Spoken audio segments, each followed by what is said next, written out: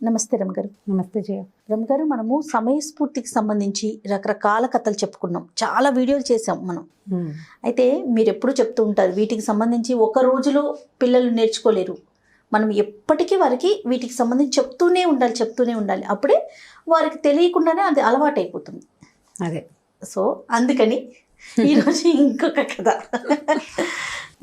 ఒక ఊళ్ళోనట రకరకాల వ్యాపారాలు జరిగాయి. ఆ ఊళ్ళో రామయ్య అని ఒక అతను ఉండేవాడు. అతను ఏం చేసేవాడంటే పక్క ఊరు నుంచి సరుకులు తెచ్చుకుని తన ఊర్లో తేలిగ్గా అమ్ముకునేవాడు. పక్క ఊరు నుంచి సరుకులు తేవాలంటే కొంచెం ఎక్కువ బండి మీద కనుక వేసుకొచ్చాడు అనుకో, ఈ వ్యాపారస్తులు ఉండే రోడ్డులోకి కనుక రాగానే ఏం చేసేవాళ్ళు, సుంకాల వీధి అంటారు దాన్ని, ట్యాక్సులు పడిపోయేవి. వెయిట్కి ఇంత, ఇప్పుడు 8 బస్తాలు ఉంటే బస్తాకి ఇంత అని చొప్పున, బండికి ఇంత, ఎడ్లకి ఇంత, ఒంటెత్తు బండి అయితే ఓ రకము, 2 ఎడ్ల బండి అయితే ఇంకో రకం, ఇలా సుంకాలు పడిపోయేవి. ఇతను ఈ ట్యాక్సుల ఖర్చు తర్వాత ఈ బళ్ళ ఖర్చు తప్పించుకోవటం కోసం వారానికి లేదా 5 రోజులకు ఒకసారి పక్కనున్న టౌన్కి వెళ్ళి కొన్ని సామాన్లు తెచ్చుకునేవాడు. తెచ్చుకుని 2 గోతాలు, ఒక గోతాన్ని ఎత్తి మీద పెట్టుకుని ఇంకోటి సంకలో పెట్టుకుని తెచ్చుకునేవాడు 2 సంచులతో.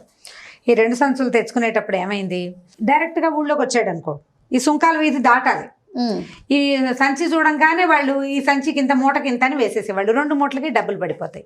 అందుకని ఏం చేసేవాడంట, వీళ్ళ ఊరికి పక్కగా ఓ చిన్న చింతల తోపు ఒకటి ఉండేది, అడవి లాంటిది, అందులో నుంచి జాగ్రత్తగా నడిచి వచ్చేసేవాడు. అయితే ఈ చింతల తోపు నిండా కొన్ని దయ్యాలు ఉన్నాయని చెప్పుకునేవాళ్ళు, పిశాచాలు ఉన్నాయి, దయ్యాలు ఉన్నాయని చెప్పుకునేవాళ్ళు. పాతకాలపు కథ కదా ఇది, ఉంటాయి బహుశా. అయితే ఏమైంది మనకి తెలీదు, అవి ఎలా ఉంటాయో కూడా తెలియదు కదా మనకి. పిల్లలకి ఇలాంటి కథలు చెప్పచ్చు అంటే చెప్పచ్చు సరదాగా, వాళ్ళకి తెలుస్తుంది, ఏం పర్వాలేదు, అంత భయాలు ఏం లేవు. ఇప్పుడు పిల్లలకి భయం ఎక్కడ. అదే అక్కడి నుంచి ఏమైంది, ఈ రోజు ప్రతిసారి ఏం చేసేవాడు, 5 రోజులకు ఒకసారి వెళ్ళేవాడు కదా, వెళ్ళి ఈ సంచి తెచ్చుకుని అలాగా వచ్చేసేవాడు. ఒకరోజు ఏమైంది, వస్తూ అతను కాస్త పడ్డాడు.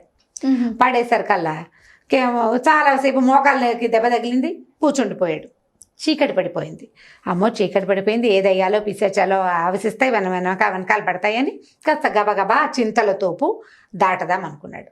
దాటపోయేసరికల్లా ఏమైంది, ఒక చింత చెట్టు మీద నుంచి ఒక ఆకారం దభీమని వీడి ముందు దూకేసరికల్లా బెదురు వచ్చింది. కానీ లోపల భయపడినట్టు కనపడితే దొరికిపోతాం. కుక్కలకి దయ్యాలకి భయపడినట్టు మొహం పెట్టకూడదని వాళ్ళ పాత రోజుల్లో. దాన్ని చూసి మనం బెదిరేమనుకో, బెదిరితే లొంగిపోయినట్టే. కుక్కను చూసి కూడా బెదరకూడదు. నువ్వు నిలబడితే అది నేనేం చేయదు, నువ్వు పరిగెత్తేవో పిక్కలు పట్టుకుంటాయి కుక్కలు, పరిగెత్తకూడదు. ఈ దయ్యాలు కూడా అంతే. అంటే ఒక ఏమనాలి, మన మామూలు జనరల్ రూపాలు కాకుండా కాస్త గాలిగా ఉంటుంది దాని రూపం. దిగేసరికల్లా వీడు బెదరకుండా నుంచున్నాడు. ఏంటో ఏం తెచ్చావు సామాన్లు, ఏమిటి నన్ను చూసి భయపెట్టలేదు అని అడిగింది. నిన్ను చూస్తే నాకేం భయం, మా ఊళ్ళో దబ్బనంగాడు ఉన్నాడు, వాడు ఎంత భయంకరుడో తెలుసా అన్నాడు. అనేసరికల్లా ఏమిటి దబ్బనంగాడా, వాడెవడు, నేను వాడి పేరు వినలేదే, నేను ఎప్పుడు వినలేదు. ఇక్కడ భయపెట్టే భూతాలు బోల్డ్ ఉన్నాయి, అందులో నేను ఒకదాన్ని. నన్ను చూసి అందరూ భయపడతారు, సామాన్లు వదిలేసి పారిపోతారు. తర్వాత వాళ్ళు వదిలేసినవన్నీ నేను నా పై చెట్టు మీదే పెట్టుకున్నా, చూడు పైన చెట్టు మీద అని చూపించింది.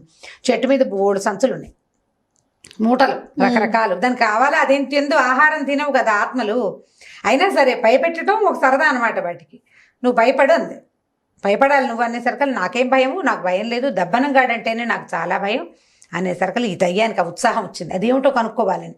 ఎక్కడుంటాడు వాడని, ఎక్కడుంటాం ఏంటి, ఊళ్ళో ఉంటాడు, తీసుకురంటే వాడు నేను తీసుకురాలేను, వాడి దగ్గరికి మనమే వెళ్ళాలి, వాడు భయపెడతాడు, అప్పుడు మనకు తెలుస్తుంది అనేసరికల్లా వీడేమనుకున్నాడు, ఈ ఆత్మ అనుకుంది, వీడితో వెళ్ళి ఆ దబ్బనం సంగతి ఏమిటో చూడాలి. నన్ను చూసి భయపడిన వాడు ఎవడైనా ఉంటాడు ఆ లోకంలో, ఇప్పటిదాకా ఎవరిని చూస్తే వాళ్ళు భయపడిపోయారు, అందరినీ భయపెడుతోంది. అందుకని సరే నన్ను వాడి దగ్గరికి తీసుకెళ్ళమందిట అనేసరికల్లా వీడేం చేశాడు, ఒక మూట నిండా సామాన్లు తెచ్చుకున్నాడు. 2వ సంకలో పెట్టుకున్నాడు కదా, అందులో ఉన్న సరుకుల్ని కొద్దిగా బాగా కుక్కేసి కిందకి, వీటి మీద కూర్చో, నేను మూతి కట్టేస్తాను, నిన్ను మోసుకెళ్తాను, అక్కడికి వెళ్ళాక నీకు తెలుస్తుంది దబ్బనం సంగతి అని చెప్పేశాడు. చెప్పేసరికల్లా ఈ దయ్యం ఏం చేసింది, ఆ సంచిలోకి దిగింది. ఆ 2వ సంచిలో కొద్దిగా సామాన్లు ఉంటాయి, మూయాలి కదా చేతితోటి. సరే కాసిన ఉంటే ఆ కింద సామాన్లన్నీ కిందకు తోసి వాటి మీద కూర్చునేసరికి వీడేం చేశాడు, ఆ గోతాం మూతి కట్టేశాడు, సంచి మూతి కట్టేసి 2 చచ్చిన నెమ్మది మోయొద్దు, 2 మోసుకుని తీసుకెళ్ళి ఏం చేశాడు, సరాసరి సుంకాల వీధిలోకి తీసుకుపోతే ఆ సుంకాలు వేసేవాడు అధికారి ఉంటాడు కదా, ఏమిట్రా ఏం తెచ్చావు సామాన్లు అంటే, ఇందులోదేమో మామూలు సరుకండి, దీంట్లోనేమో చింతపండు అండి, ఈ దయ్యాన్ని దాచిన సంచిలో చింతపండు ఉంది అని చెప్పాడు. చెప్పేసరికల్లా వాడేం చేశాడు, అలాగా అని మామూలుగా ఒక సంచిలో ఉన్న వస్తువు అది అవునో కాదో తెలుసుకోవాలంటే దబ్బనం అని ఒక పొడుగాటి సాధనం ఉంటుంది. సూదికి తాత అనమాట అది. సూది అంటే ఇంత ఉంటుంది కదా, పుస్తకాలు కుట్టే సూది ఇంత ఉంటుంది. ఈ దబ్బనం ఏమిటంటే సంచులు గుచ్చుకుంటూ ఉంటాం. మీరు బంతిపూలు గుచ్చేదేమో సన్నటి పొడుగాటిది, ఇది బస్తాలు కుట్టేదాన్ని దబ్బనం అంటే పల్లెటూరు వాళ్ళకి తెలుస్తుంది. అలా ఉంటుంది. అవునవును. ఉండి అంత పొడుగు ఉంటుంది. దానికి హోల్ కూడా పెద్దది ఉంటుంది. పురికొస దూరుతుంది అందులో ఇచ్చి. కంబారతాళ్ళు దూరం కానీ పురికొస దూర్చి సంచులు కుడతారు దాంతో. సరే ఆ దబ్బనం పెట్టి కసా కసా కసా సంచిలోకి పొడిచాడు. 5 సార్లు 6 సార్లు పొడిచేసరికల్లా సరే లోపల పడి గుచ్చుకుంటుంది. గుచ్చాక ఒరే బాగుందిరా, మంచి తూకంగా ఉంది, పండు కదలటం లేదంటే ఇప్పుడు చింతపండులోకి సూది కానీ మనం ఏదైనా గుచ్చితే దానికి ఏం అంటదు. అవును, వెనక్కి వచ్చేస్తుంది. సూది మెత్తగా కస్సుమని లోపలికి వెళ్తుంది, అదే కస్సుమని వెనక్కి వచ్చేస్తుంది. ఈ 5-6 సార్లు గుచ్చిన తర్వాత బాగుందిరా, మంచి నాణ్యమైన పండు, మంచి బరువుగా కూడా ఉంది అని చెప్పి దాన్ని ఒక తన్ను తన్నేట సంచిని తో తీసిపో అని తీసుకెళ్ళిపోయి వెళ్ళిపోతుంటే ₹1.50 ఎంతో ఇమ్మన్నాడు. ఆ పాత రోజుల్లో లెక్క అనమాట. ₹1.50 బాబు పేదవాడినండి, అంత ఇచ్చుకోలేను, ₹1.50 ఇస్తానండి, ఇదంతా ఎప్పుడు అమ్మడవ్వాలండి అని బతుకులాడుకుని ₹1.50 సమర్పించాడు. సమర్పించి సంచులు మోసుకొచ్చి ఆ సంచి ఊడదీసేసరికల్లా వాడు ఊరు నాయన ఏం దెబ్బనని రా అది ఊళ్ళంతా గుచ్చేశాడు. వాడెవడో నేను ఇంకోసారి చచ్చినా ఈ ఊరికి రాను, ఇదేం ఊరు, ఇదేం చింతలతోపు, ఈసారి ఆ దెబ్బనగడ్డ నా వెనకాల పడే వస్తాడో ఏమిటోనని ఆ దయ్యం కాస్త ఆ సంచిలోంచి ఒళ్ళు దులుపుని పరిగెత్తుకుంటూ వెళ్ళిపోయింది అనమాట. వీడు తెలివిగా తప్పించేసుకున్నాడు. లేకపోతే దానికి దొరికితే ఏముంది, వీడి సంచులేమో చెట్టెక్కుతాయి అంతే. వీడికి భయం వేస్తుంది, ఎన్నాళ్ళైనా దడుపు జ్వరం పోదు. కాస్త ధైర్యంగా ఉండేసరికి వాడు తప్పించేసుకున్నాడు. దబనంగాడి జోలికి ఎప్పుడు నేను రాను, ఈ ఊళ్ళోకి ఎవరికైనా దొరికానంటే వాళ్ళందరూ తెచ్చి దబనాలు గుచ్చేస్తారేమో నన్నని దయ్యం కాస్త పారిపోయింది. వీడు ఆ సరుకులు 2 చక్కగా ఇంటికి తెచ్చుకొని వచ్చేస్తుంటే ఇది వాడికి తట్టింది. ఇప్పుడు వీడేమో సామాన్లన్నీ ఆ పైన పెట్టుకుని ఉంచుకున్నాడు కదా, కొన్ని సంచులు పైన ఉన్నాయి కదా. అందుకని ఏం చేశాడంటే ఇంటికి వెళ్ళి తన సామాన్లు అక్కడ పెట్టుకుని, ఇప్పుడు వీడు ఎలా పారిపోయాడు, చింతల తోపుకి వాడు వెళ్ళి ఎక్కడికో పారిపోతాడు.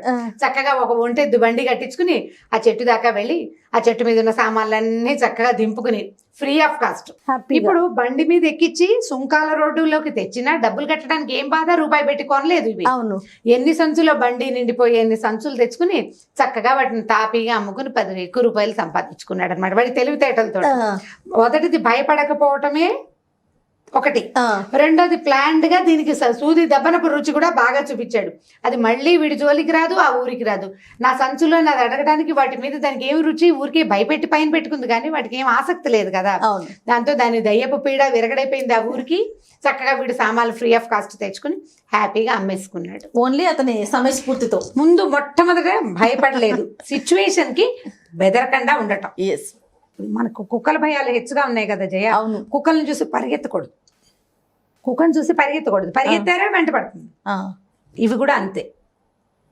ఈటీలు, ఎక్స్ట్రా టెరెస్ట్రియన్స్, ఇవి ఏవైనా సరే ఆత్మలు లాంటివి బెదిరిన వాడినే భయపెడతాయి. ఇప్పుడు చీకట్లో పిల్లలు బెదురుతారు జయ. అవునవును, చీకటికి వేసి గబుక్కుని చూస్తే ఏదో కదిలినట్టు ఉంటుంది, బెదిరొచ్చేస్తుంది.